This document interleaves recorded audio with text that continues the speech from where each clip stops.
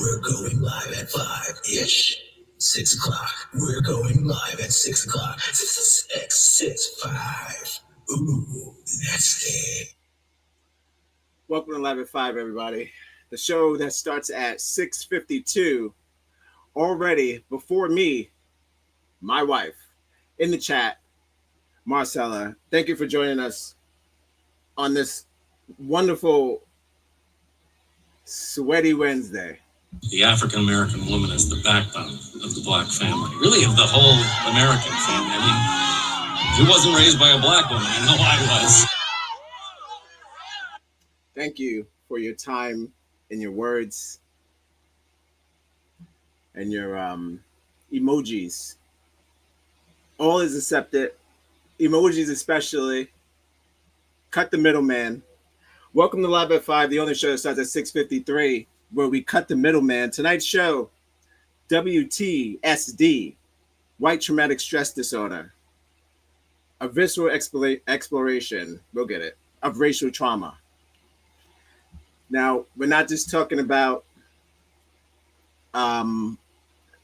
like the last episode, if racism makes you sick. That was a two-parter. Shout outs to Danny Glover.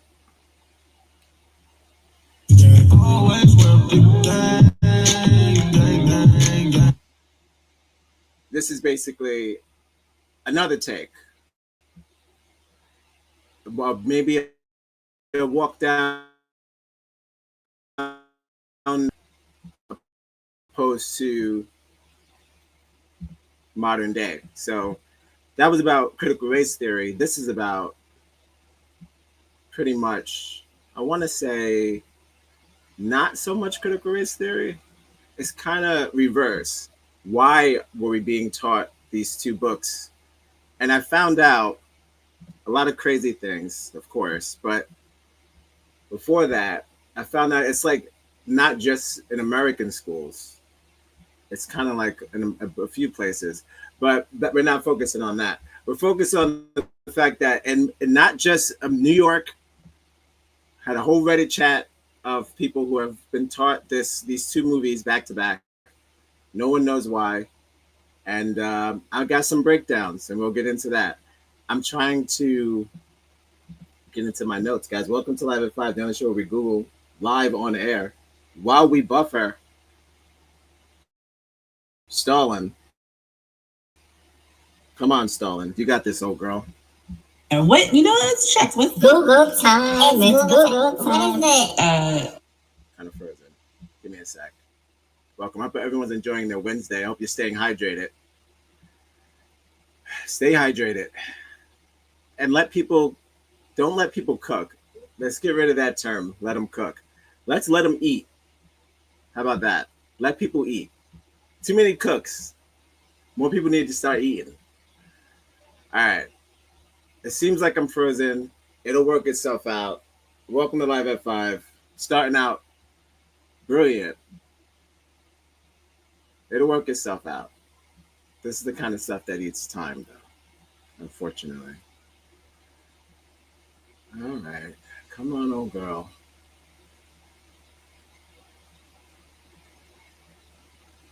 What are we doing? Are we gonna... All right. Hold on.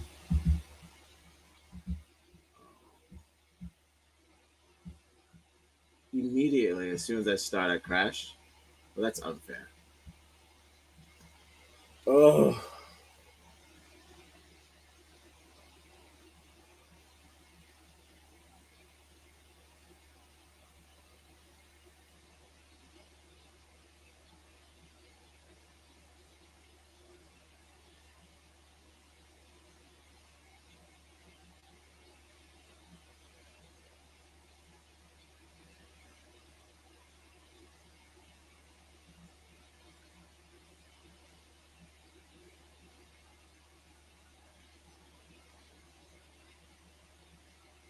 Okay.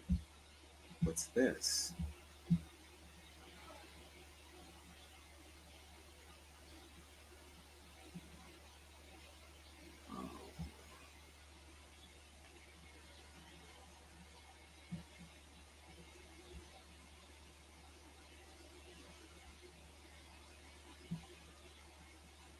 You may have to skip affirmations today. This crash is cutting into time. Sorry. May have to pick affirmations up tomorrow and just get into the show today because I don't know what's going on. Locked up, locked out, restart. Holy shit. Am I back? Hold on. Grimesville.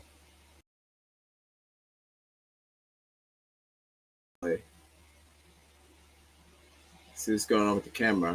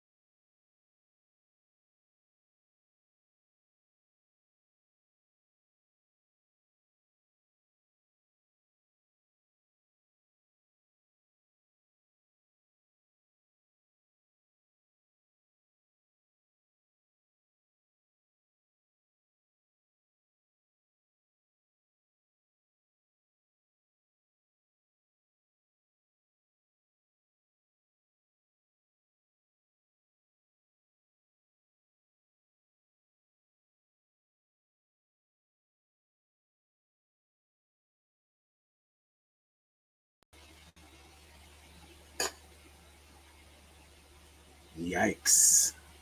13 minutes of that? Oh, I don't know. That's a rough start. Oh, that's a rough start. All right. Maybe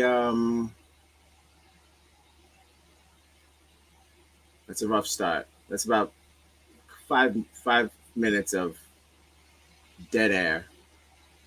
But you know what? Let's keep this show on the road. Let's keep this show on the road. You know what? Apples, oranges. You know where that came? That came from me. That came from me. Somebody It was my doing. did to somebody else. That's somebody maybe has. He's crazy. All right, so different format today because of the crash. We're getting right into the show. We're skipping affirmations. We'll pick them up tomorrow. I'm getting Bill O'Reilly. Start the show with 10 minutes of. I'm guessing it's going to be a lot of workshopping.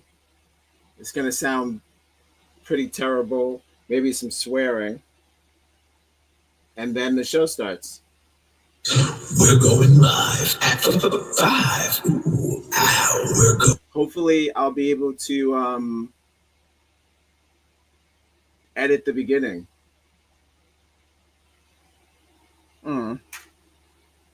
It's okay. So, a visceral exploration of racial trauma.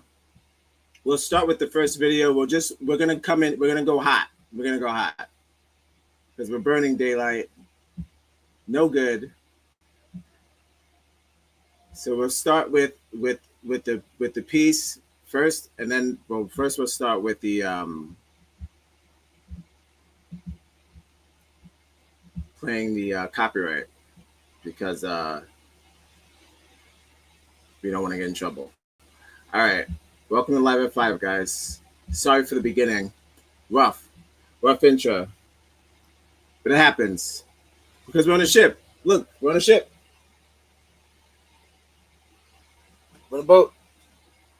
Sometimes things happen on a boat. All right. That was rough. I ain't gonna lie. That was a rough start.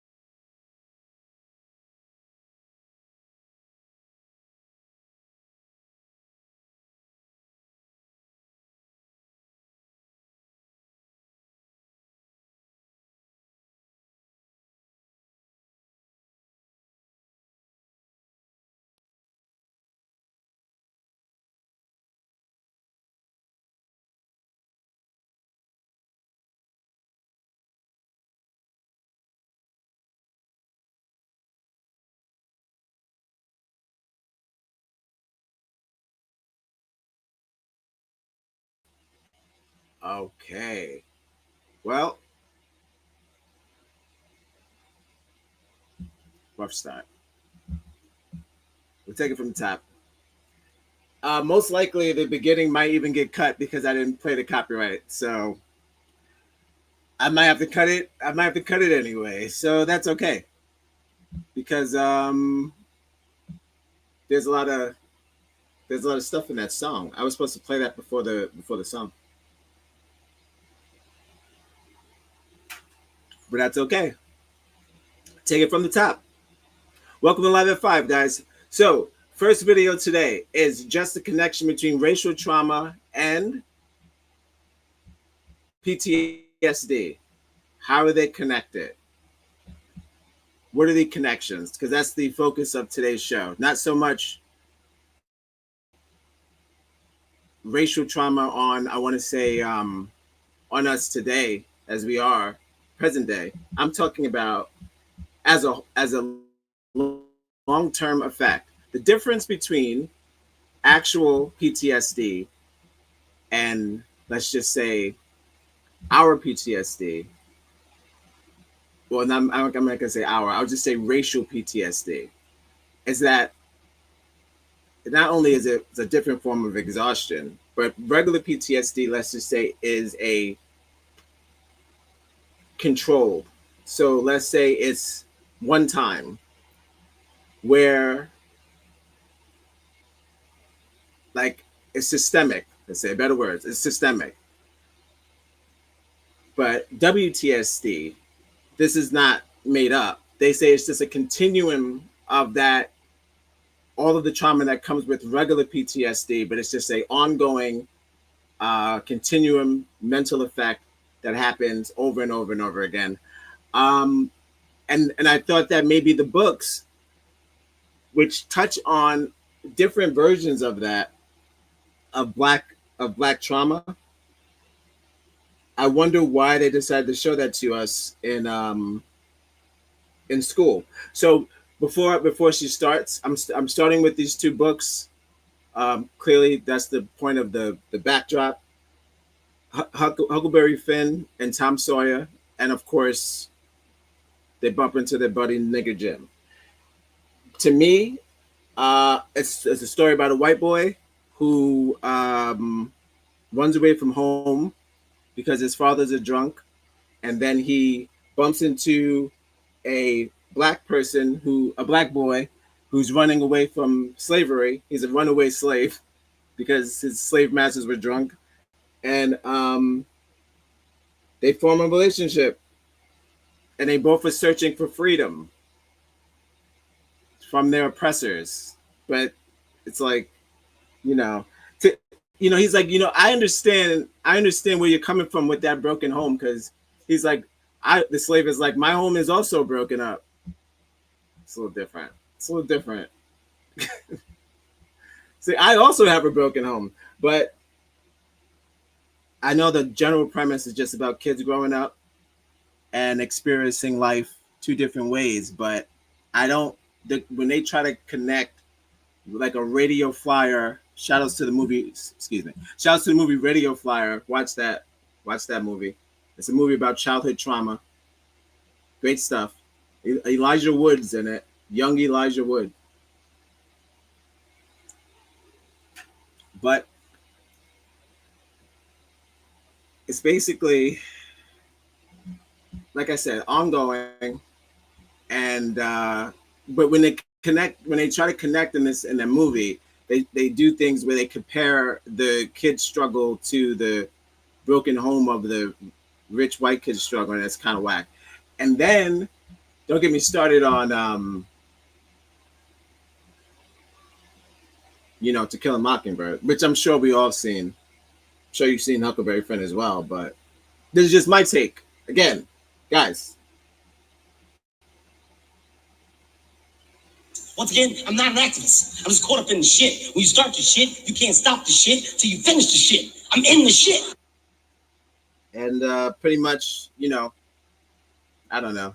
To Kill a Mockingbird is about regular shit, Regular, degular shit. A town has to wake up and realize that the town is racist, and the kids have to go through it, and it's all fucked up for the kids, and they realize that there's a bunch of jerks that live in the neighborhood, and they don't understand why their neighbors are assholes, but they're chill. Regular, degular. But then here comes Superman. He's right here on the front. Mr. There he is in the corner. Mr. Wayne or whatever comes, saves the day. My little notes to myself, I just feel like the whole version of this just teaches us about how we need to start forgiving, be forgiving, and be willing to forgive no matter what harm is done. Whether it be misjudged harm or misprosecuted or whatever, both these stories tell a tale of someone being racially prosecuted wrongly, because all racial prosecution is wrong, right? Whether it be in like slavery days or post-slavery days where The Killing Mockingbird takes place. Both terrible times. Not a place to live.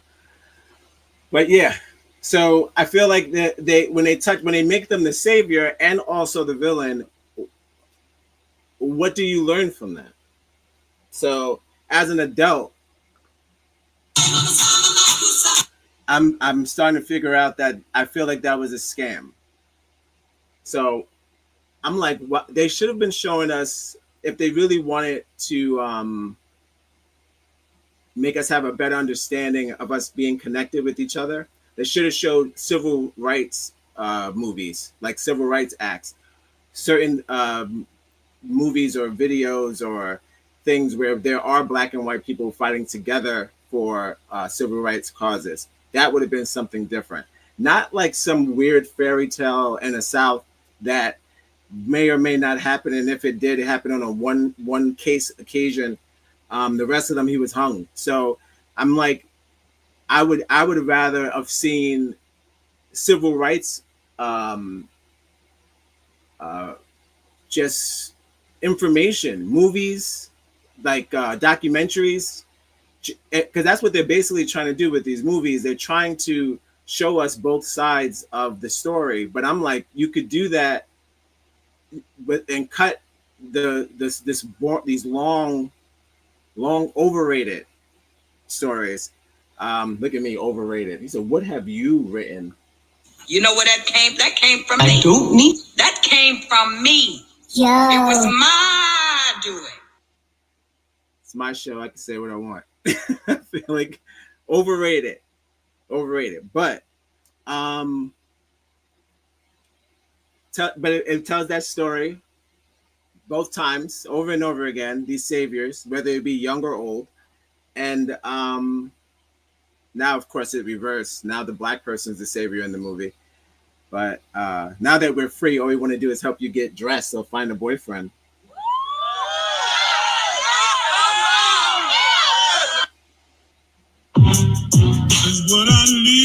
I wish a nigga like, subscribe and share.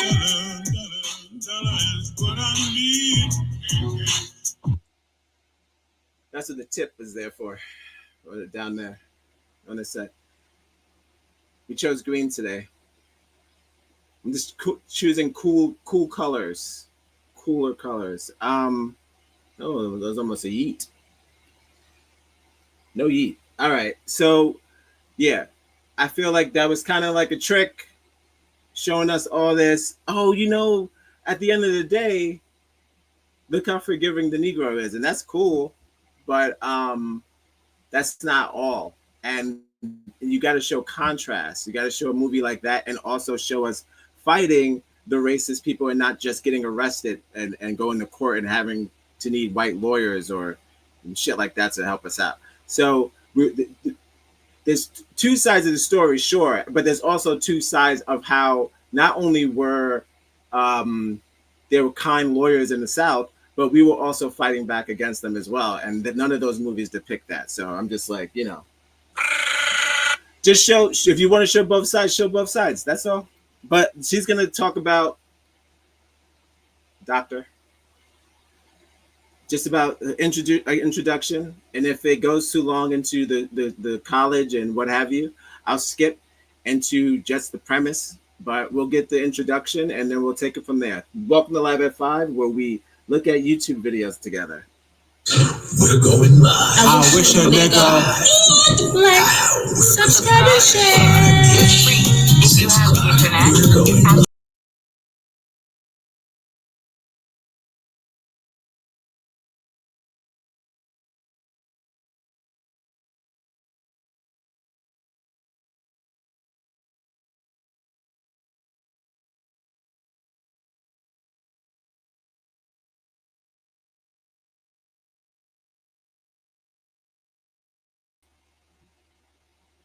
All right.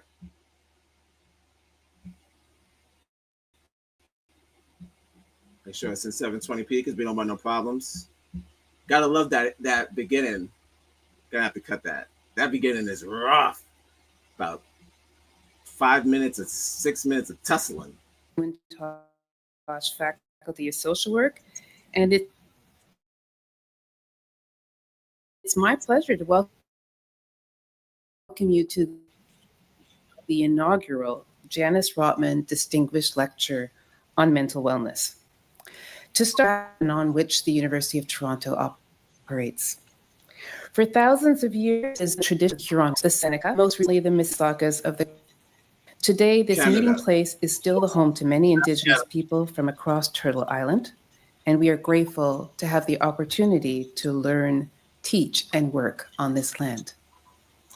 Whenever I do a land acknowledgement, I feel it's important to reflect on how taking that moment to show respect to the people who were here before us influences and perhaps even changes what's going to happen next. This evening, and particularly in light of the National Day of Truth and Reconciliation that took place September 30th, I am thinking about how, as a social work community and as a community with a shared goal for social justice, we must work to better address, acknowledge, and understand the historical and generational trauma that has affected and continues to affect Indigenous people and communities on this land.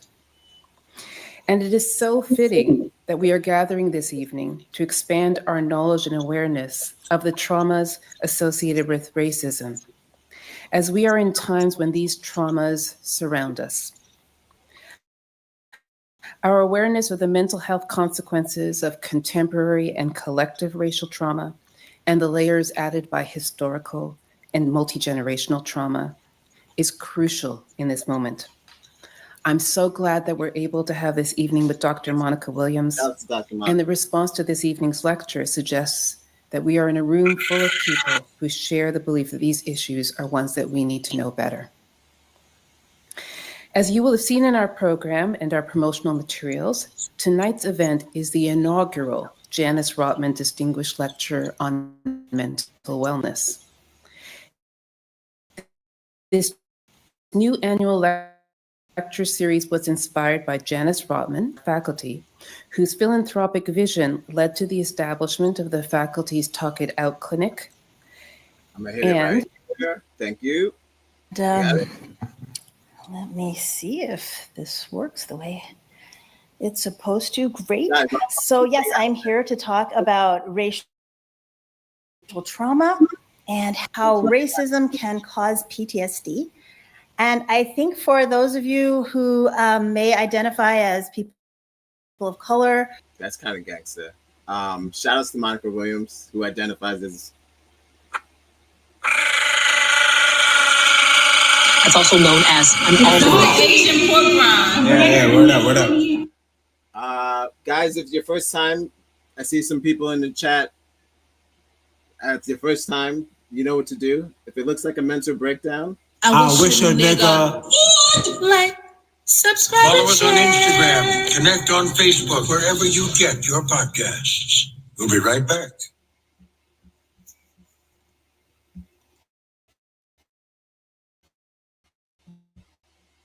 probably not really a mystery that racism can cause trauma. But for people who maybe have not experienced racism or haven't experienced much racism, this might be a new idea. So I'm going to walk you through this. I don't need to really go over my bio since I got such a wonderful introduction. But I will say that I wear a lot of hats. I really think of myself primarily as a researcher. That's what I love doing. And I also love teaching people and helping people understand things that maybe they hadn't thought about before. Same. Now, I do like to give a few little warnings. This presentation may make you uncomfortable because it's going to include a conversation about race, racism, and trauma. All of these are sensitive, hot button issues.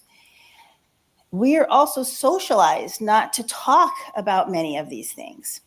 And so as a result of being socialized not to talk about, say, race, people aren't good at it. And so they may be reluctant to engage with material like this out of fear of being perceived as a racist. We're going to talk about all of this anyway. I am a behaviorist. I treat anxiety conditions. So, one of my mottos is sort of like embrace your fear, embrace your anxiety, like run into the fire, right? So that's what we're going to do. And you may be upset by some of the things we're going to talk about, some of the images that I might share. And if so, that is totally normal and healthy. And actually, I find it a bit odd, people who aren't disturbed by racism. And I think that that's something we also need to study because racism is disturbing. She did say odd. She did say odd, so. Yeah. You want to follow us on YouTube? Of course. Odd Negroes on Spotify. Wait, it's what? Say it again. Odd Negroes? ODD, Odd Negroes. Oh, Odd Negroes. I'm going to go online at Odd Negroes. What is he? Yeah, follow you guys. Thank you so much. Shout out to Monica. Shout out to Monica. She said it's odd. She finds it odd. You know the drill.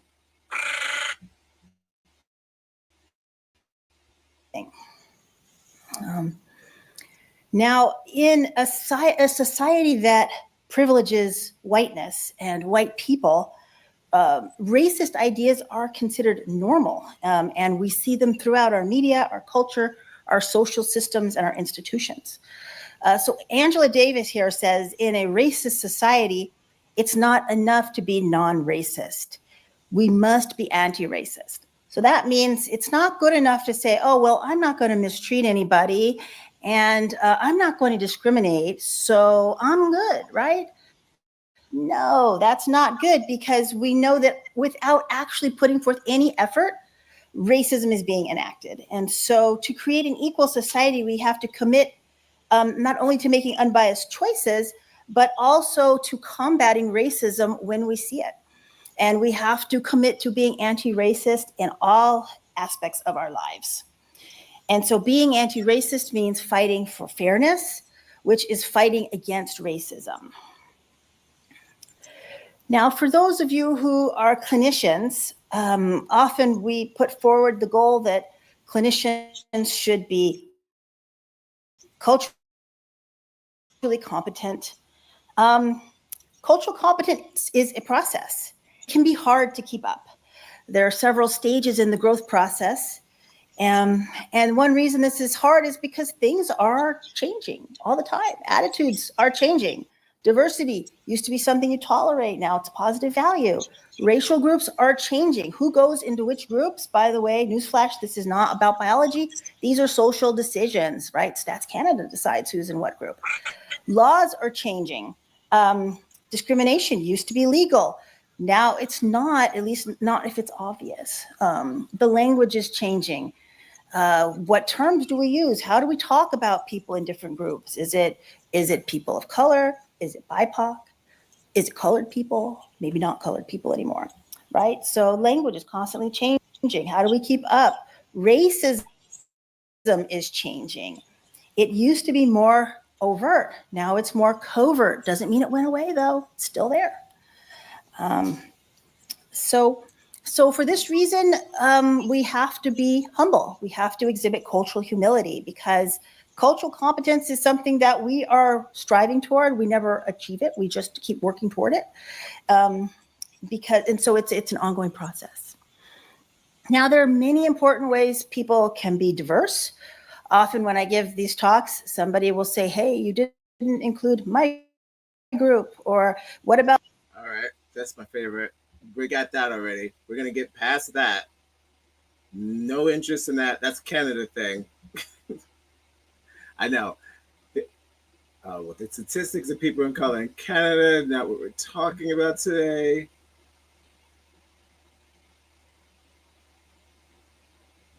Not really talking about that today. It's a different show. Hold on.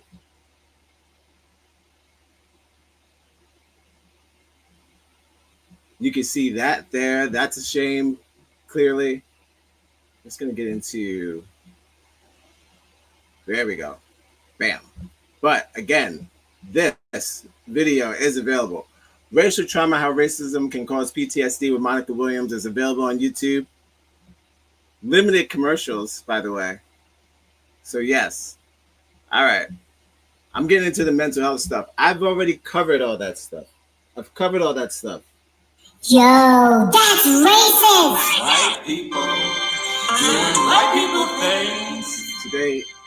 Today I'm just focusing on long-term continuum effects of racism and why certain tropes in movies are more harmful than helpful to us. I feel like the black male who's the sacrificial lamb, whereas like you're innocent but you're doomed at the same time, and then you have the white savior trope, like I mentioned again, which is that you need white intervention in order for us to get justice, because there's no way we'll be able to get up on our own. That's what both of these movies portray.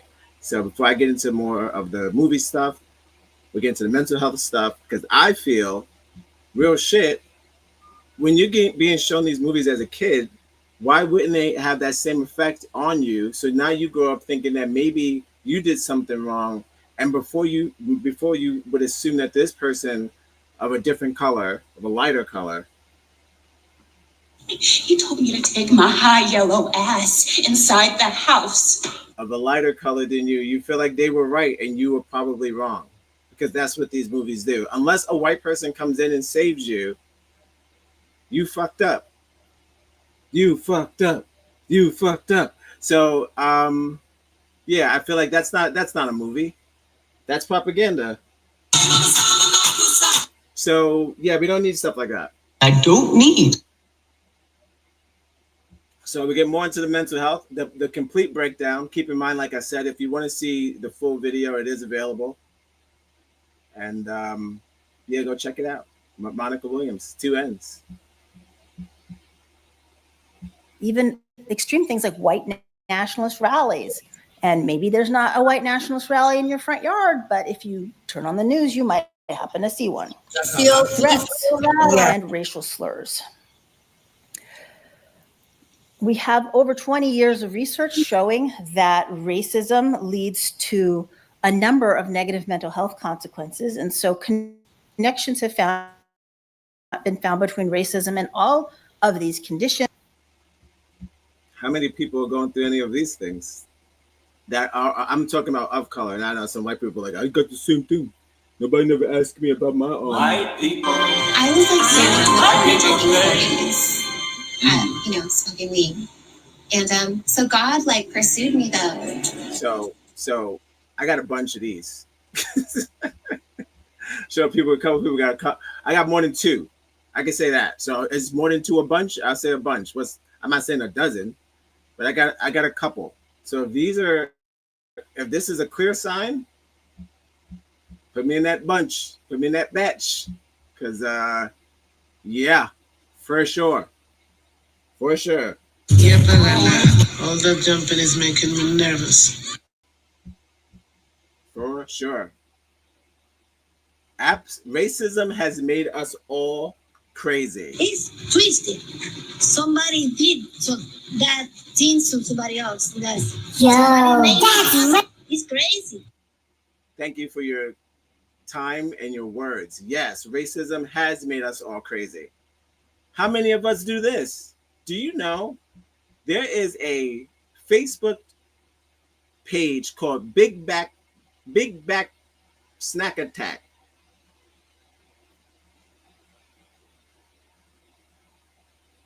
You know where that came? That came. Big Back Snack Attack. Well, what to the It's just pretty much a diabetes recipe book. But I don't unsubscribe because some of the recipes look pretty good. But I'll never make them because they're crazy. But they're kind of absurd. I don't know if it's like AI. It's not AI. But I don't know if someone's making these dishes. But they're all crazy. Salmon burgers. 2 pieces of salmon. Spinach and cheese in the middle. Like a lot of cheese and spinach in the middle. I don't know. It's kind of like restaurant food on steroids. So, but yeah, racism has made us so crazy because either we lack equality in this nation, we can achieve peace through equality. Yes. Thank you for your time and your words. And if you're just joining us, welcome to Live at 5. This is W.T.S.D, a visceral exploration of racial trauma. Almost sounded Spanish there. Thank you to Marcella for your contribution to the chat. As always. Go back to my home country. You can get reconnected with your roots. Yeah, go back. There better not be any Spanish there. All right. Yes, we do need equality. It's funny because the white people and other people think that it's mostly us blaming them is the reason why we don't have our shit together. No, it's just the equality part. It's the part that we don't necessarily see eye to eye with each other. And that's not just a black thing. That is a human race thing. You've got to love life to have life. And you've got to have life to love life. Niggas is talking about war. I mean, we literally haven't figured it out. Thank you for your time and your words. Thank you for your time and your words. So, I was like, it's so hot. They got Trump cursing. Trump's so hot, he cursing. It's like, y'all fucking figured it out. I don't know what the fuck y'all. We're winning. You see what's going on. So whatever you can do to help financially would be fantastic because we have to beat it. If it's $5 or $10 or $100, whatever you can do. Trump's like, I don't know what the fuck y'all doing. Fucking figure it out. The fuck y'all doing. It's hot. All of these things.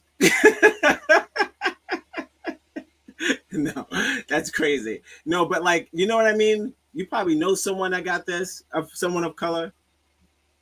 That's messed up. All right.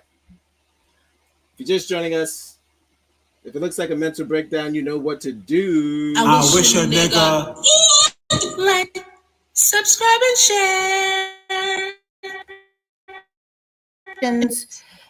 Some of these conditions, maybe people already have them and racism makes them worse. Some of these conditions can be caused by racism all by itself.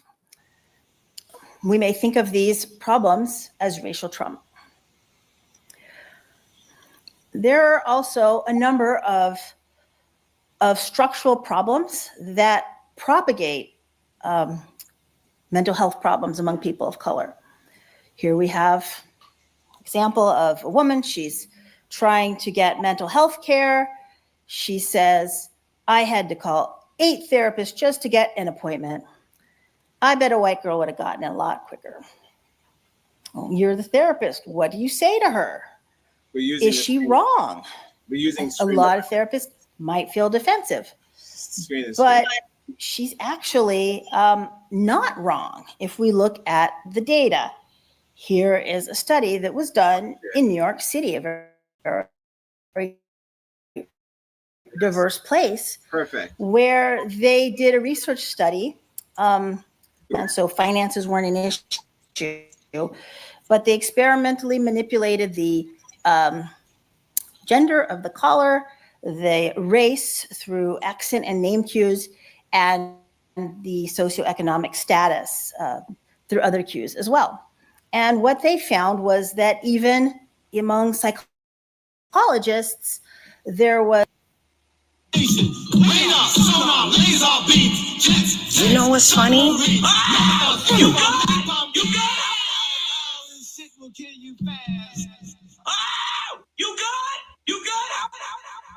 the fuck?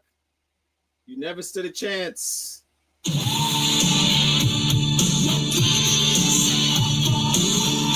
Constant second place. What in the... I don't even have the words. Here we go again. Now you're dipping us out of mental health and you want to know why we're fucking crazy? Why you got crazy people on the train? We can't even get to the help. Jesus. You guys got to get it together. Listen, don't you want us helped? We're not going anywhere. So you can't like block the help. That's like parking in front of an ambulance. You know where that came? That came from me. That came from me. It was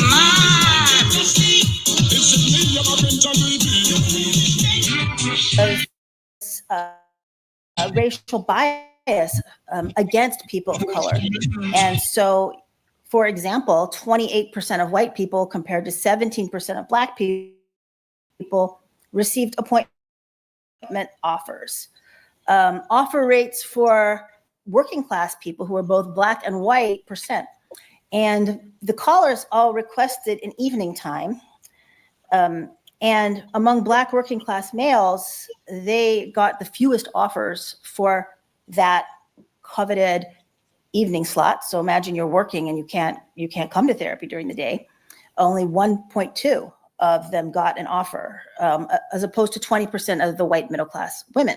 So think about that for a minute. If you were a working class black man looking for a psychologist in New York City, you would have to call 80 therapists to find one who would be willing to see you after hours. And so I think most people would give up long before that, right? So these create barriers to help. And Maya Angelou says, prejudice is the burden that confuses the past, threatens the future, and renders the present inaccessible. And I think that this quote really helps us understand the problem of racism and how it can turn into racial trauma. So let's talk a little bit about trauma. What is trauma? How do we define it? So if we think about the DSM-5 criteria, this is an experience involving actual or threatened injury or death. Typically that involves intense fear, helplessness, or horror in reaction to the event. I wonder when you ask the chat GPT or whatever to give you your B-roll for your black person that's stressed out, did they pick this? She looks like Solange. We need to get out of this mindset that in order for prosperity to happen, one class or race has to be chained to the bottom. Black people have been here for centuries, yet we're not at the level. Brilliantly said. The African American woman is the backbone. Listen. On the same level of our white counterparts. Well, I knew where you were going with that, but look, it's like this. Two things I see that happens in every single debate.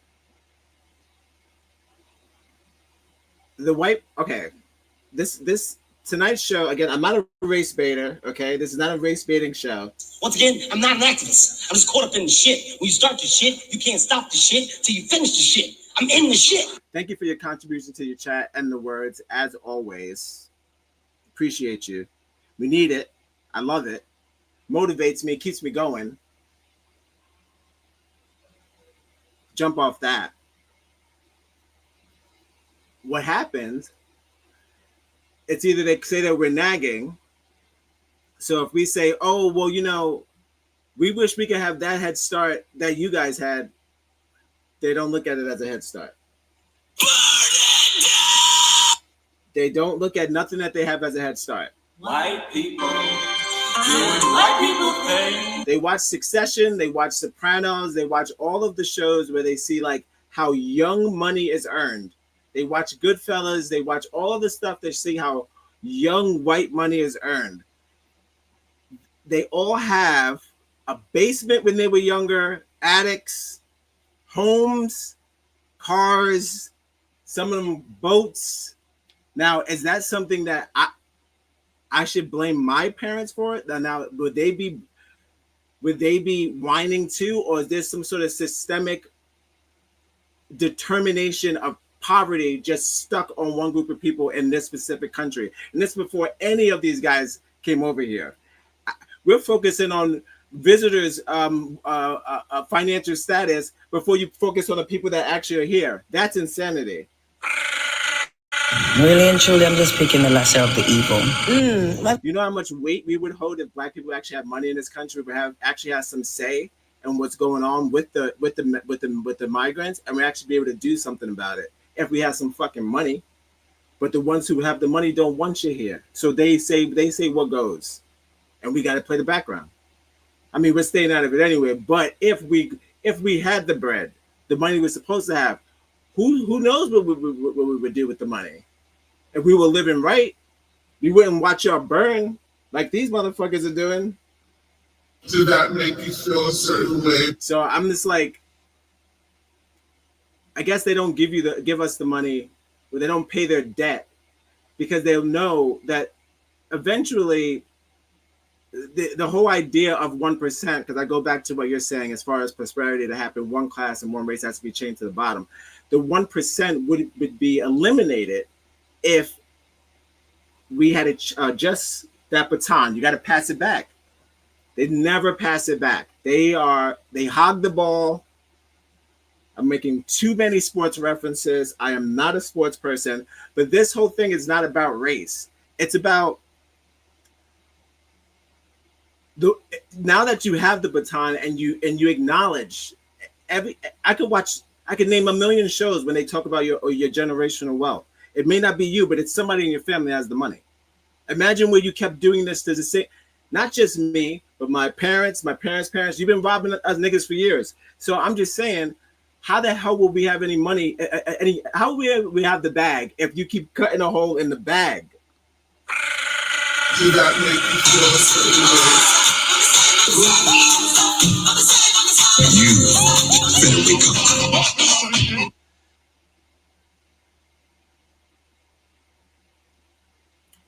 This is not a racial show. Today's show is about why were we taught those crazy movies in school? Maybe it's to prevent any uprising. Sure. Keep us calm and chill. Both of those movies are super calm and chill when it comes to racial injustice. Super calm and chill. All right. I'll let her get into a little bit more of the trauma. If you like what you're hearing, please, by all means, see a couple people in the chat. I wish a nigga would like, subscribe, and share.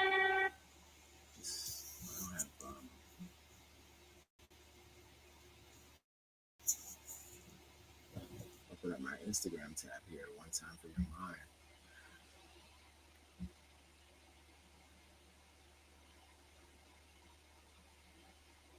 I guess I don't need the chat open. I'm not doing no videos over here. Maybe not. All right.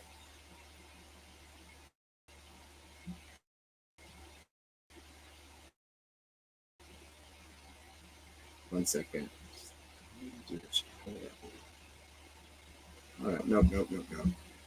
We'll just keep it like this. We're doing all right. We'll just keep it like this because I'm trying to see if we're still live on Instagram. I didn't open it back up, but that's okay. That's regular. It's regular. No. All right, welcome to Live at 5, guys. It's not gonna be a long show. We're going to get a little bit more into the trauma. We're going to wrap it in, and then I'm going to give you 2 separate reviews because we're burning daylight. 2 separate interpretations of why I personally think the showing of those movies over and over and over again. We shouldn't memorize those movies, any of them. They're problematic, but they take a psychological toll on our brains, and this make us automatically put us in forgiveness mode, and that's in high school or junior high school, whenever you saw it. And then they give you the book to read, and then on top of that, they show you the movie after the book. You're out of your mind. Don't get me started on how many of us had to reenact the play. You know what's funny? Tom Sawyer plays all day long. All day long. They're still doing, they're nigga, and I call you my nigga because I love you. They're still, if you're watching this, you are my nigga. You are my nigga, or my niggerette. They're still fighting to have this book in school, but they just want to cut the N-words. I'm like, throw the whole book out. The whole story is stupid. Now you have black people arguing with the departments or whatever, telling them to keep the N-words in because it just shows the evilness of what this country was.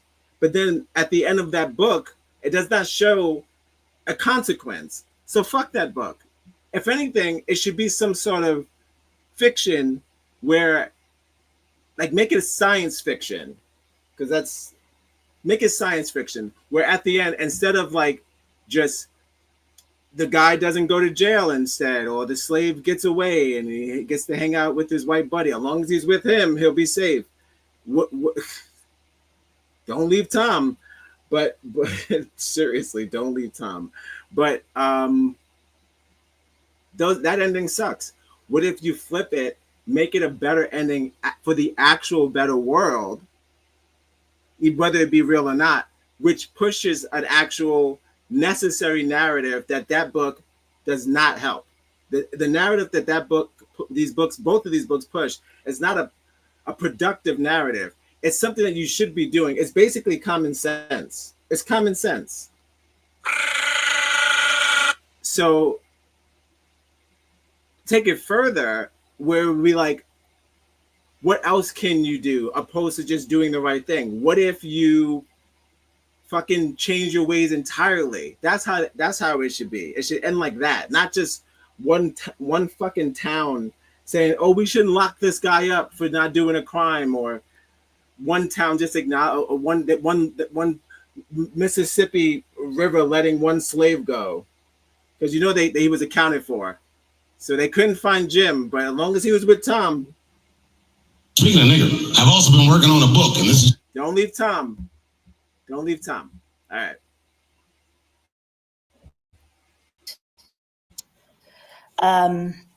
In the DSM-5, there were some additions made that you could potentially be traumatized by repeated exposure, let's say on your job, to something that was very grisly. But when we think about psychological trauma, are there other things that can traumatize people? What about unexpected losses, right?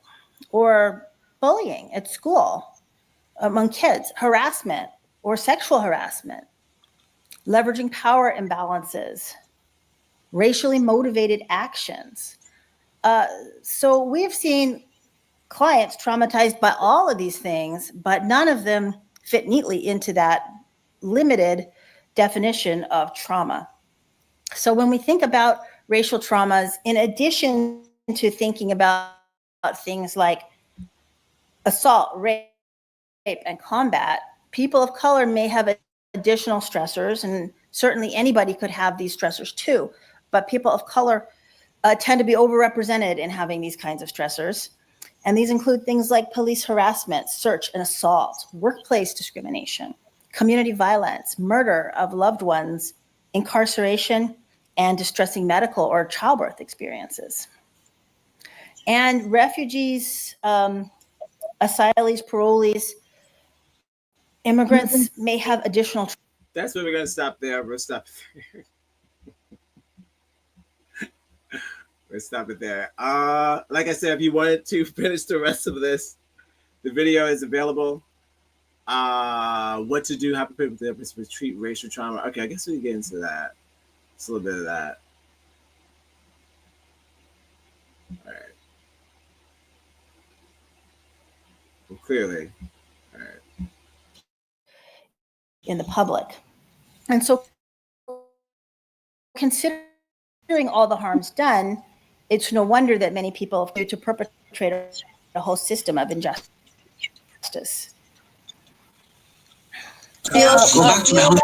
Now, any history of Go back. There better not be any Spanish there, okay? Especially coming from your unemployed ass mouth. Previous exposure to a traumatic event, PTSD in the future from a new trauma. And so one of the things that we know is that multiple previous events will have a stronger impact than a single previous event, which is consistent with what we might call a sensitization hypothesis. And so the more trauma that you have, the more likely you'll be traumatized. Most people experiencing trauma for the first time actually do not get PTSD. Whereas people who have multiple traumas often do.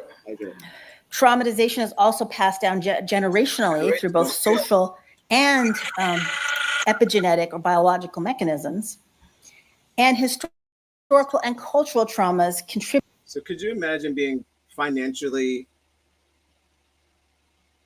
robbed and then traumatized and bullied? But then being bullied for even acknowledging what's happening to you? That people have to do TED Talks to explain your racism and explain why the people are in the state that they are. It has nothing to do with, let's say, like, I like to call most Black crimes consist of poverty crimes. They never once got to give us a chance to see what would happen if you saw, like, us all with the financial wealth of a Jay-Z or Beyonce, or just of our own chance of building our own financial wealth with the proper start of every American, well, with the average American citizen gets. Don't even get me started on the visitors. They also get some benefits as well, as far as a Head Start is concerned in this country. So what could we have done? It might not have been your favorite sports and all this other shit. It'd have been other stuff. You know, we're capable of other things. We're not just rappers and dancers and strippers. I don't know what else. We're still doing stuff. Still doing the stuff from the 90s. It's the 90s. Still doing the same stuff. So I'm just saying, but not all. So all I'm trying to say is, like, if we got the shot to show you what we could do, imagine the ones who have money now. Look at that. I'm trying to do I'm hustling. I feel like I got to sell it, you know? Once again, I'm not an activist. I don't have to sell racial compensation, but apparently you do, because we haven't gotten it yet. So you need a good pitch. So consider this a pitch from me. Regular, it's regular, no. Black Wall Street was an example. Perfect. Thank you for your contribution to the channel, as always, and your words and your time. Yes, Black Wall Street. Don't get me started on Black Wall Street.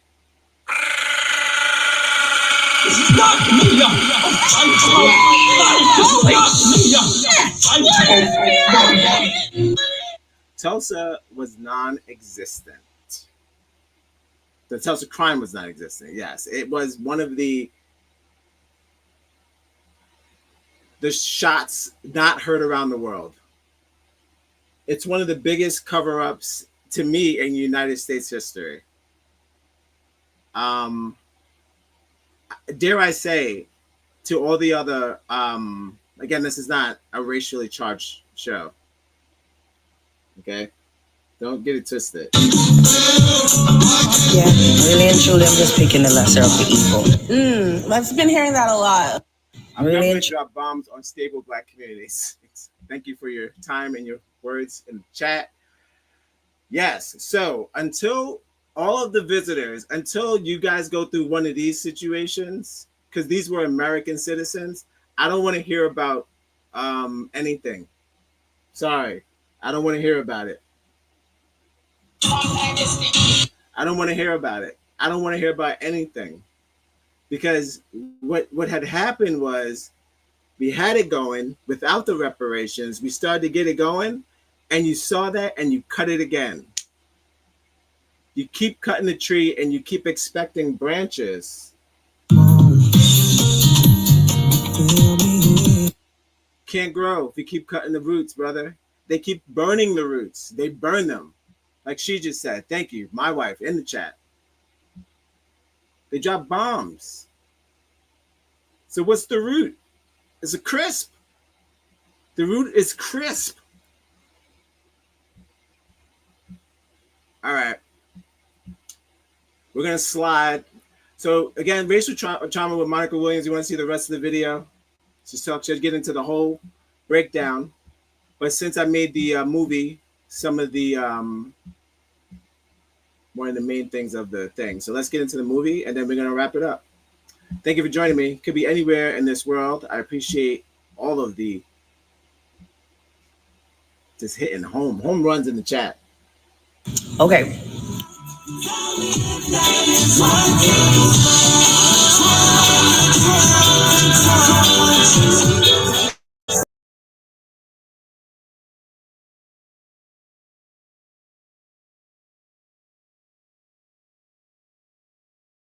Put some respect on his background. All right. We got Huckleberry Finn, Tom Sawyer, in a boat. Tom is a little stressed. We got the lawyer. We got an actual Mockingbird. We got the steamship.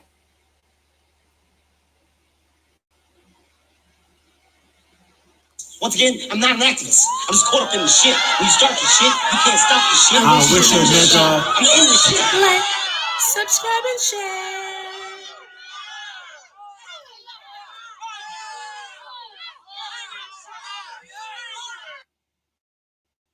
All right. So we're gonna get into. We'll start. We'll start with the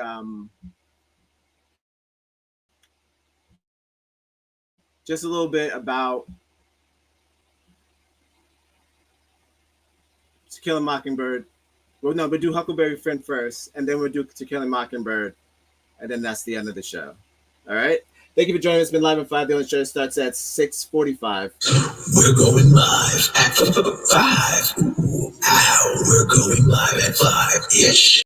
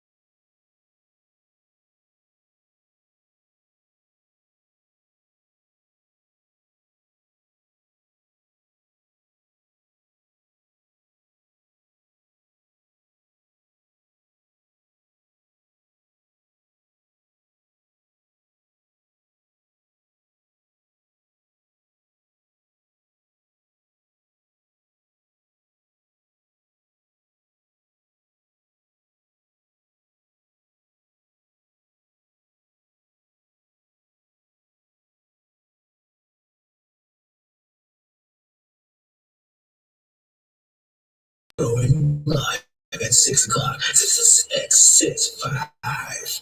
Ooh, that's it. Okay. So we'll get into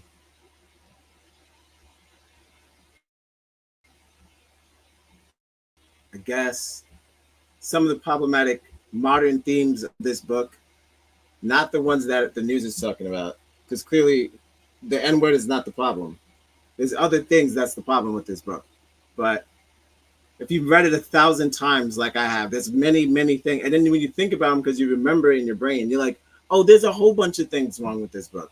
So she breaks it down pretty well. The best that I could find. Short amount of time. It's not going to be an all-nighter, guys. Welcome live at 5. We're going live at 5. Ooh, ow, we're going live at 5-ish. 6 o'clock. We're going live at 6. The Adventures of Huckleberry Finn by American author Mark Twain is both considered one of the great American novels and one of the most frequently banned and contested novels due to use of the work should even be taught in schools. And the larger question of is Huckleberry Finn racist? Today we're going to attempt to crack the case. Huckleberry Finn an anti-racist work, or is it just plain old racist? Or, as in most things, is it a little bit more nuanced and complex? Let's get into it. The Adventures of Huckleberry Finn is the second book in the Tom Sawyer literary universe, taking place after the adventures of Tom Sawyer.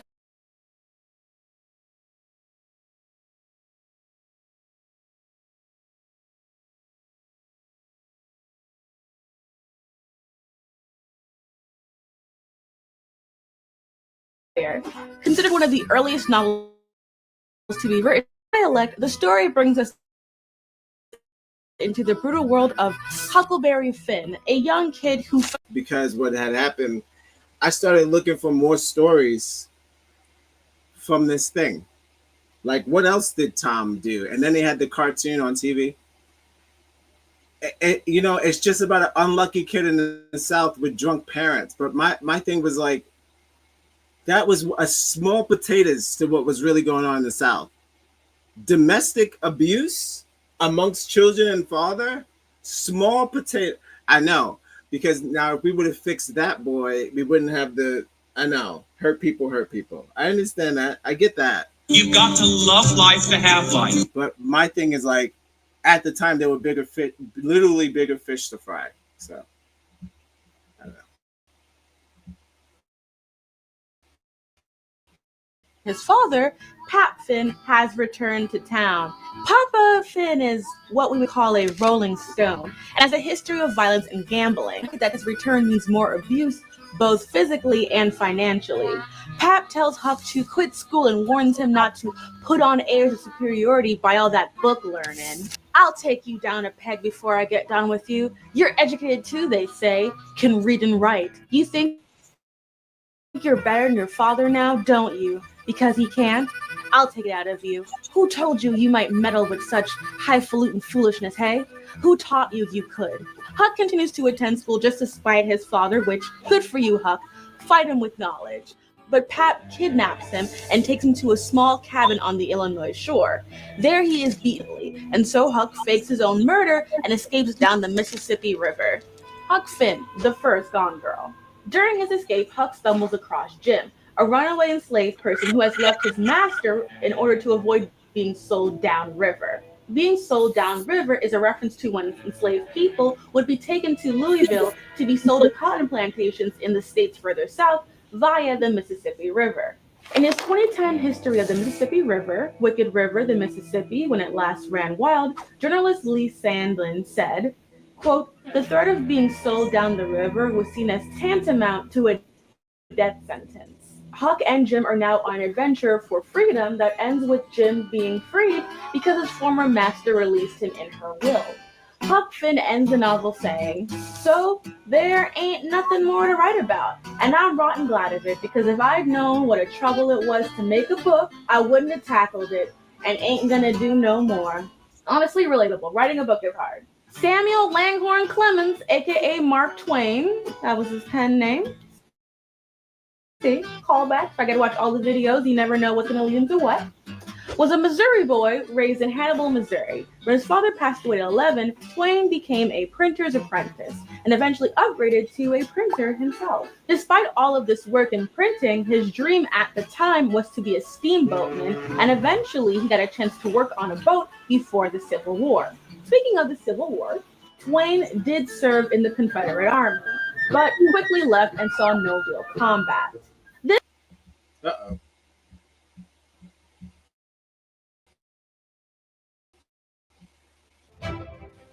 Game of the way that this story goes is about it's the first Gone Girl is hilarious. It's a bit more darker than I remember. It's a bit more darker than I remember. And you know what's crazy? I remember it being a gentle story. Now I'm coming to find out this story is darker. It's darker than To Kill a Mockingbird. Yo, that's racist. It's also known as an algorithm. That's incredible. Incredible. Don't pause the commercials. Good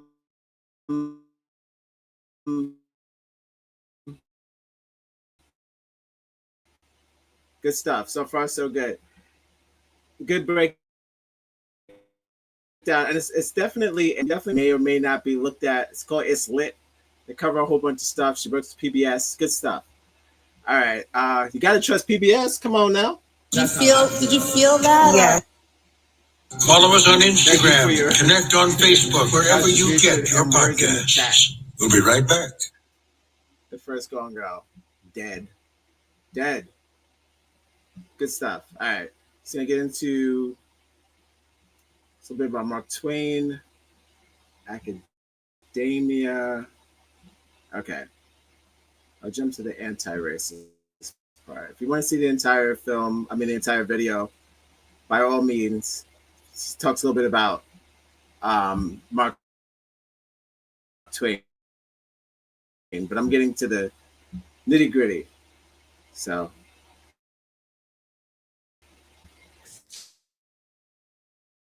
ironic that Huckleberry Finn has often been attacked and even censored as a racist work.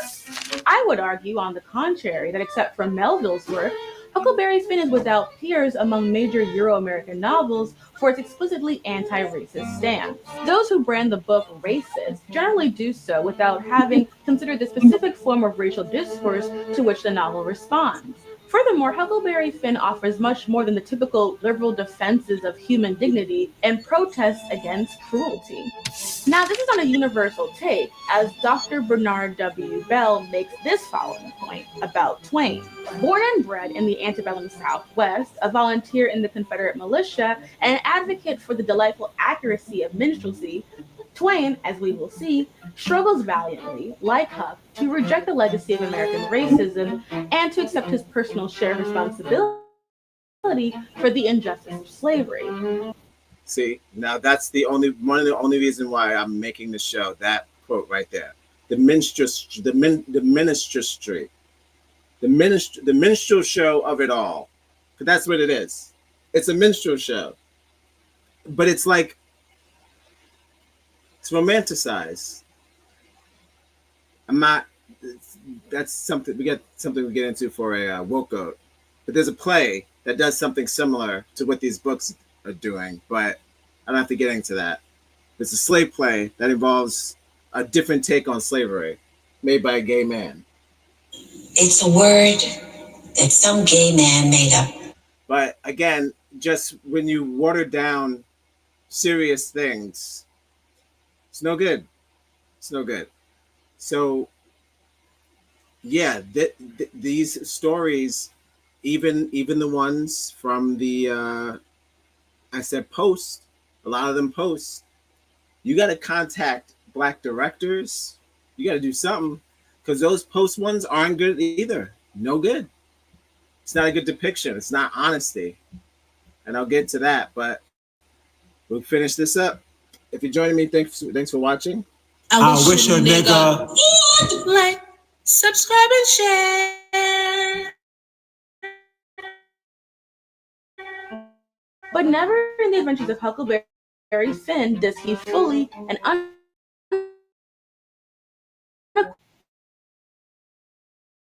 unequivocally accept the politics. Hold up. Got it. Thank you for joining me. Could be anywhere on this Wednesday. I hope you're enjoying your Wednesday. I hope you're keeping cool, hydrated. For the what do what to the what? What are we talking about? W.T.S.D, white traumatic stress disorder, a visceral exploration of racial trauma. Now, this is all going back to Kill a Mockingbird and the Huckleberry Finn stories. Just want to know why we were shown them so many times in school, and what was the point?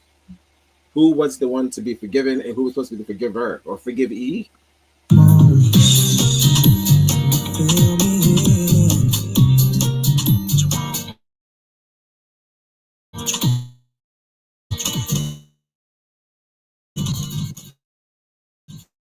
Personally speaking, in reading Huck Finn, a minstrelsy than anti-race, especially in a modern day era.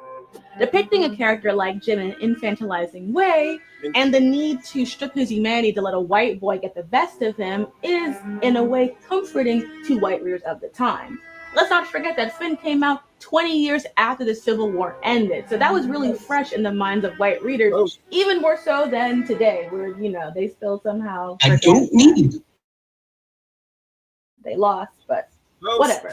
It was a very big deal, and even freed might have still been seen as radical. Ultimately, these choices are made so that white people can feel empathy for the realities of enslaved people.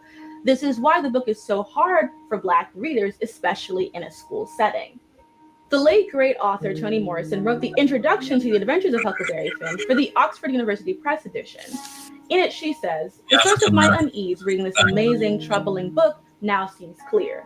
An imperfect coming to terms with three matters Twain addresses: Huck Finn's estrangement, soulness, and morbidity as an outcast child, the disproportionate sadness at the center of Jim's and his relationship, and the secrecy in which Huck's engagement with, rather than escape from, a racist society is necessarily conducted. It is also clear that the rewards of my effort to come to terms have been abundant.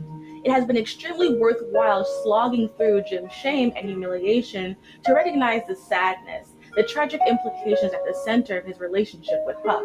My fury at the maze of deceit, the risk of personal harm that a white child is forced to negotiate in a race-inflicted society, is dissipated by the exquisite uses to which Twain pulls that maze, that risk. The book is traumatic, but there are valuable lessons to take out of reading it in an academic setting."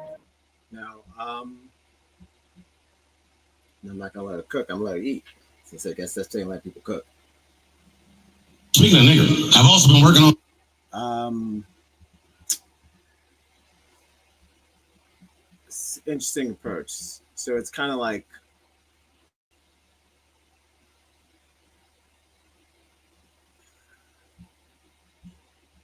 it teaches you something, but it takes something from you. So it's not really a lesson. It's not a lesson in these books. And the same thing happens in To Kill a Mockingbird. Similar tale of a young boy who just switched the race. That book and movie is narrated in the eyes of a young kid. So it's told from a young person's perspective, or a kid's perspective, not even the adult's eyes, because the adults are supposedly the ones who see color, but the boy does not. So it's that, again, a fantasy. So if we're gonna do fantasy, we might as well just flip it, the whole thing, turn it on its head. All right, excellent. If you want to see the rest, so she does a summary as far as thing, but I just wanted to get a breakdown of the quote and also the real version of that book, which is just a tale of a broken white home. White people doing white people things. And he runs away from home. I mean, they're still making movies like that.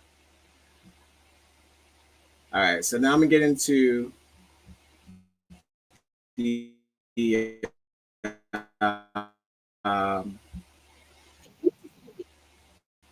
don't you dare. Uh-oh.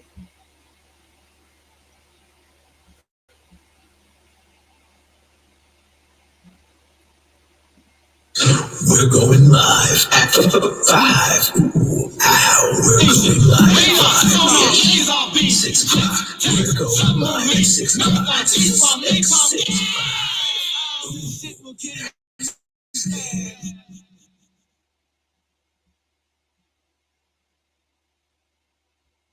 Did you guys see what's going on in Paris? It's not funny, but they said 135 women got jabbed with needles. Is that right? That's what we're doing in Paris? I saw, and this is not, I'm not going to burn up Paris, but I saw a video on X about like a whole bunch of, they were having a problem with Black people entering Paris, and they were saying that Paris is turning into, it was once a place of love, and now it's turning into this ghetto place.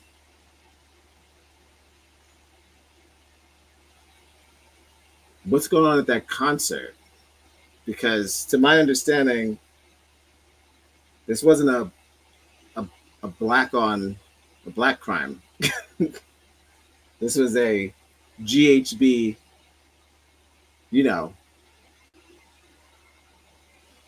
different kind of white people. So I'm just saying, that's pretty ghetto to me. That's some Diddy shit. Oh, champagne and caviar. Don't touch those, they're for guests. James, we are guests.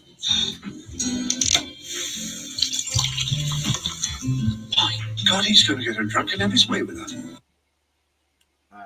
I wish those women You can create your own website. I wish them well, and I hope that everyone involved gets arrested. That's a shame. They said over 100 women jabbed with needles. What's that about? That's not the video, clearly. All right. Bringing it home.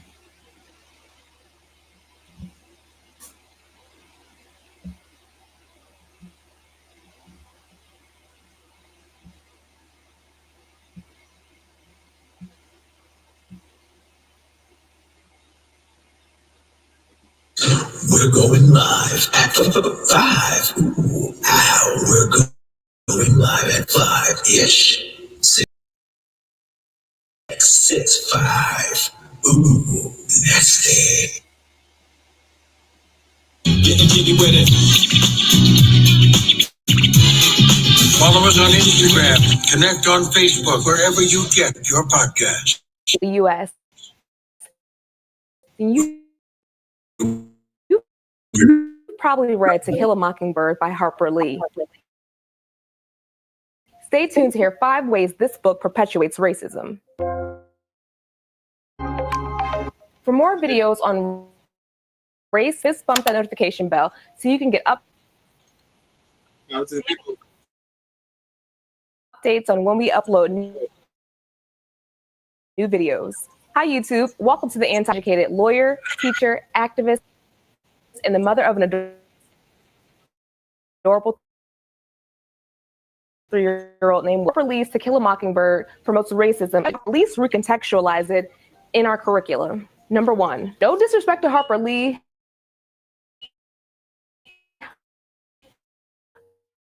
And 5 ways Harper Lee's To Kill a Mockingbird promotes. That's what I said.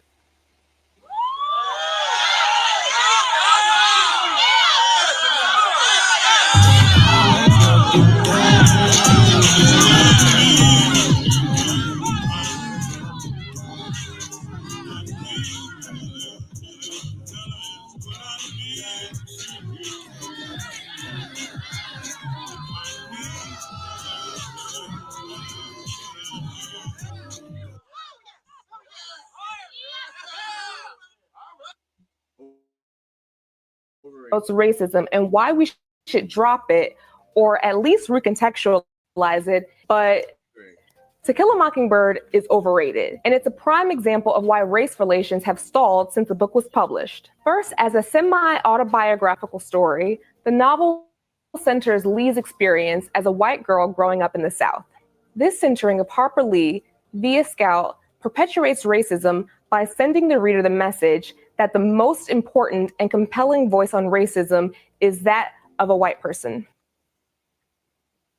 While Mockingbird highlights some issues of racial injustice, it doesn't seek to hold the racist society accountable for its corruption and does more to humanize racists than the Black people who are the subject of their racism. Even though it's such an indictment of racism, it's not really an indictment of the racist because there's this understanding there that that was the normal then.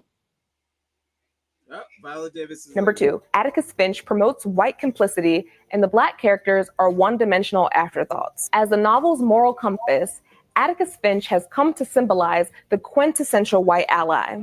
However, a closer look at the text reveals that at best, Atticus is passively complicit in maintaining the town's racial hierarchy. At worst, he's an active agent of maintaining this caste system. The latter reading is supported by Lee's original portrayal of Atticus as a member of a white supremacist organization who doesn't believe that Black people are ready for civil rights. In the original manuscript, Atticus only agrees to represent a Black man to prevent the NAACP. Atticus's defense. So instead of showing that there was a group of African Americans who were organizing things to protect this man, he said instead of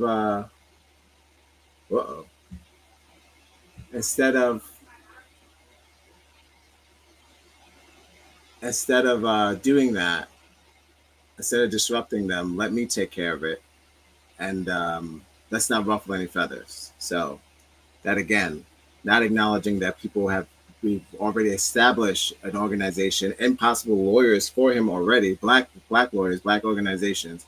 Instead of acknowledging that, let's just focus on not ruffling any feathers and let me save you, and we can just keep this quiet amongst the community and not make an uproar about it. That's not how you get justice for all people. That's how you get justice for a small group of people.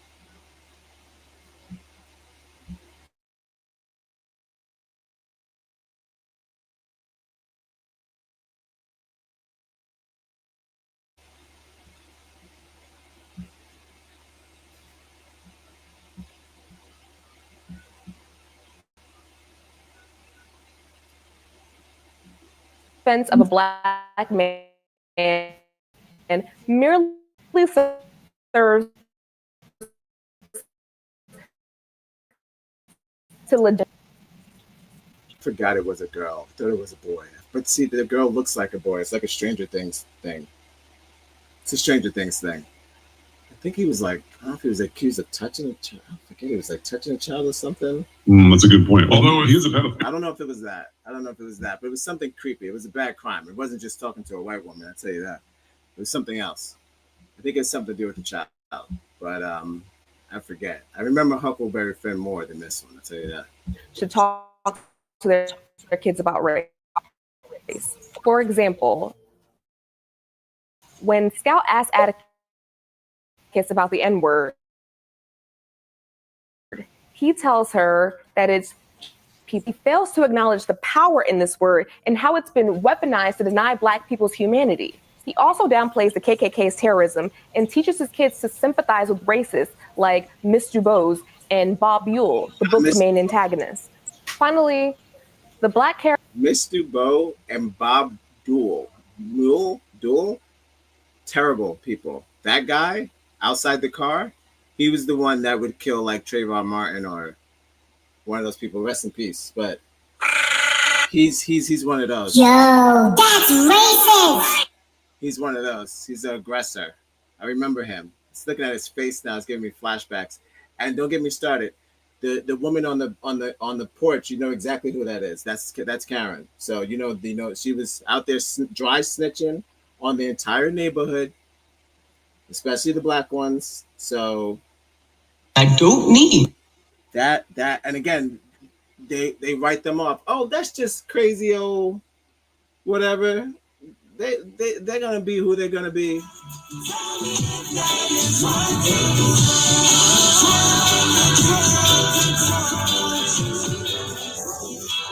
It's not like what they're gonna be, what they're gonna be. That's not how that works.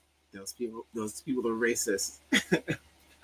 And maybe your neighbors, but they're racist. So it's like they don't even acknowledge their disabilities. They just let them live, and that's not how you fix things.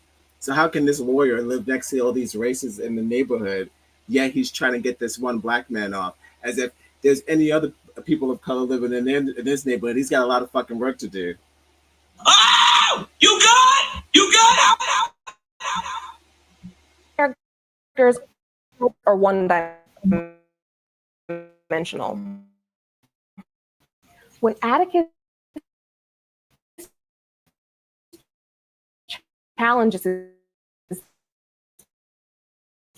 kids to hypothetically climb into someone else's skin and privileging a white people's perspective on racism and how we should respond to it over the voices and experiences of black people needs to stop.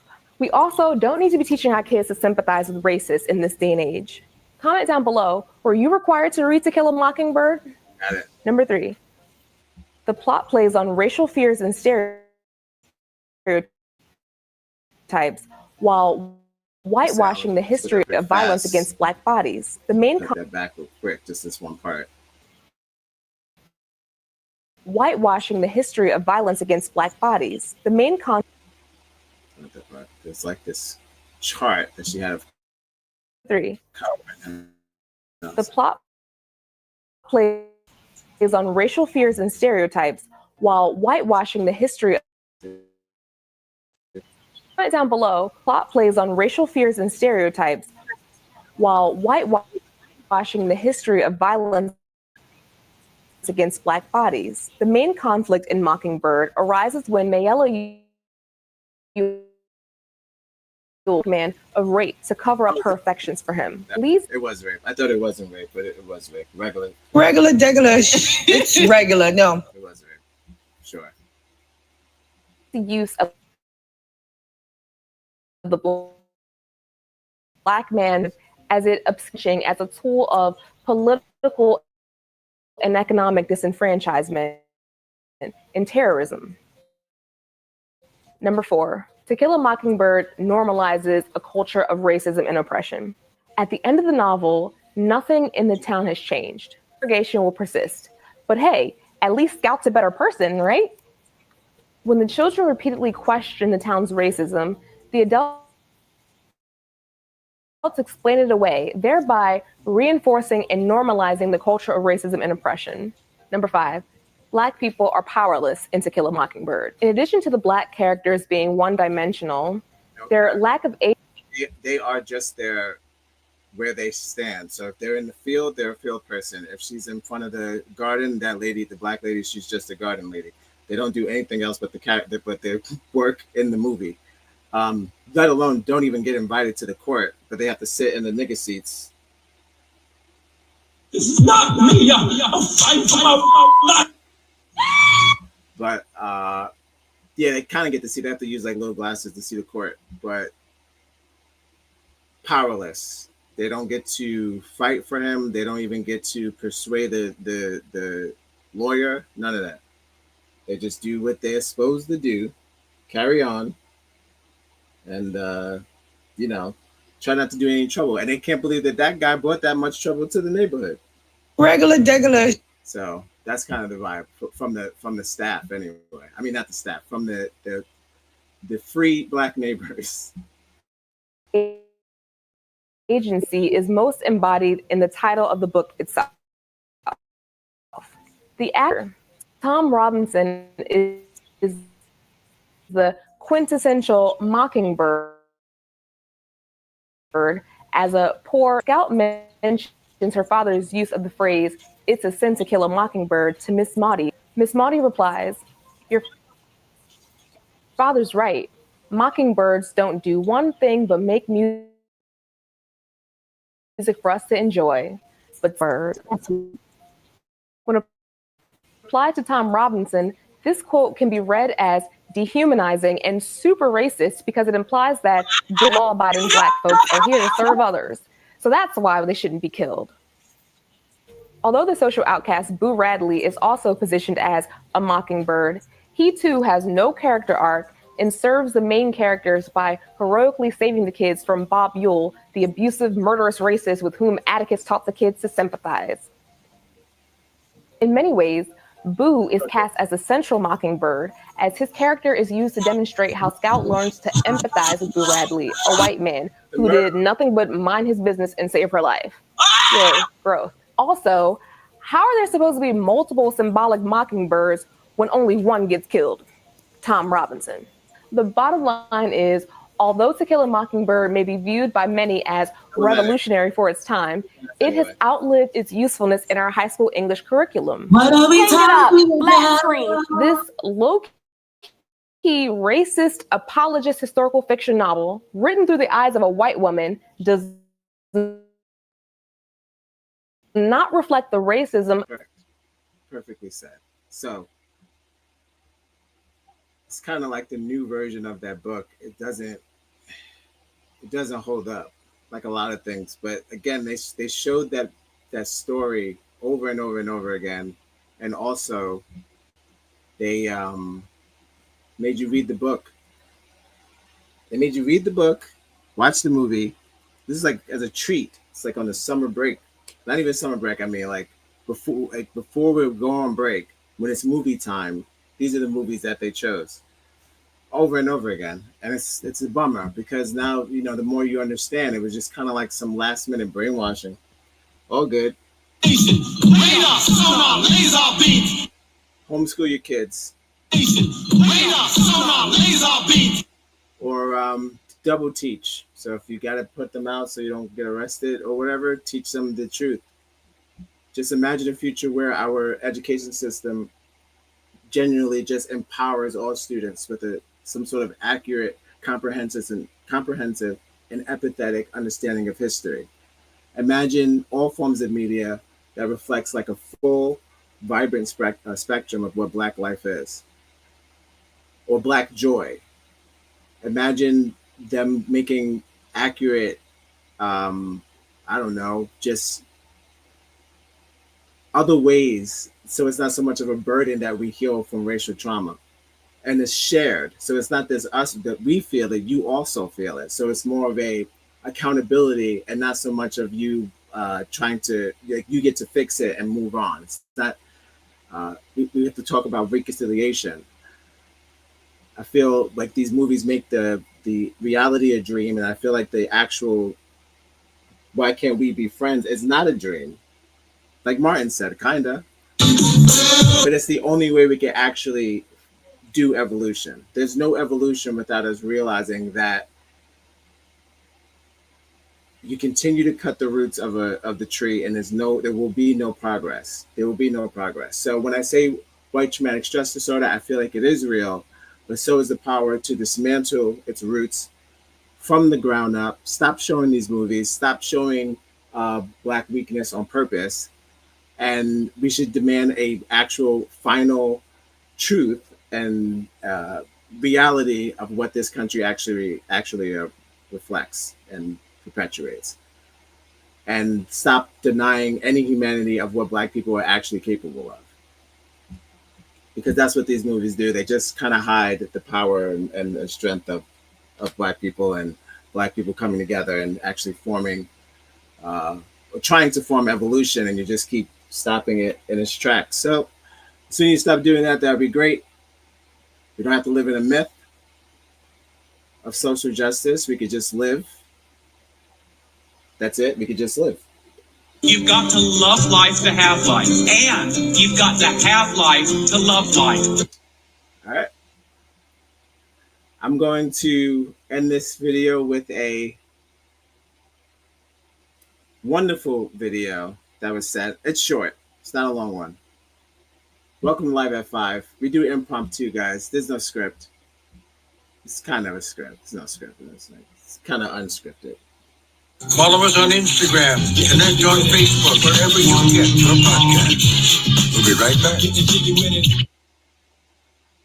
Subscribe and share. It's free. If you have the internet, it's absolutely free. If you have the internet, it's free. If you put on your internet, it'd be there. Like, subscribe, and share on the internet.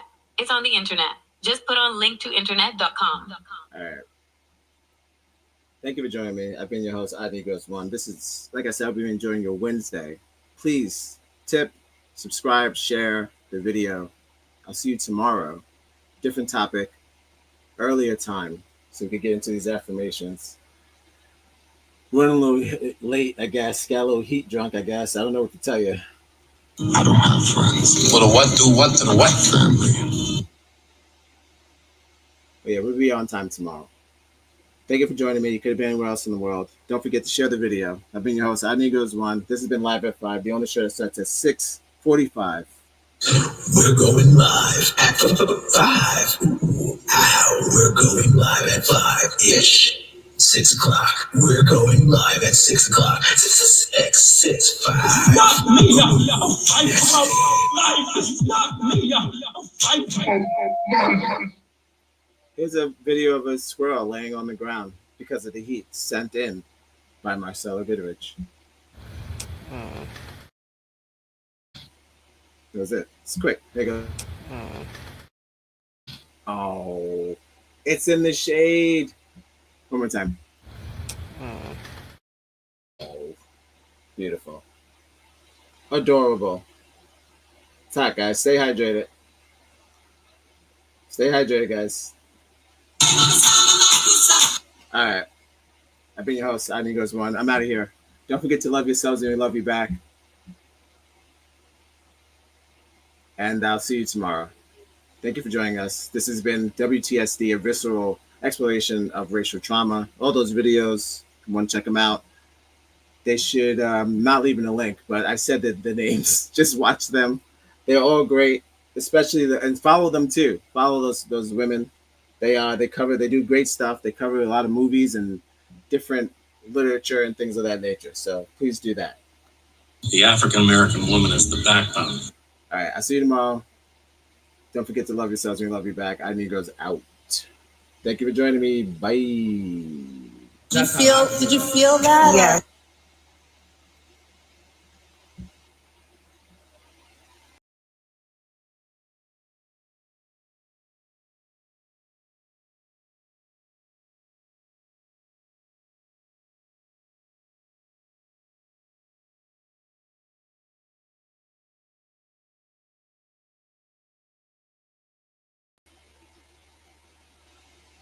Yeah, also, thanks for everyone. Shouts to Kick. Thanks to all the new views on Kick. Appreciate y'all. All right, now I'm out.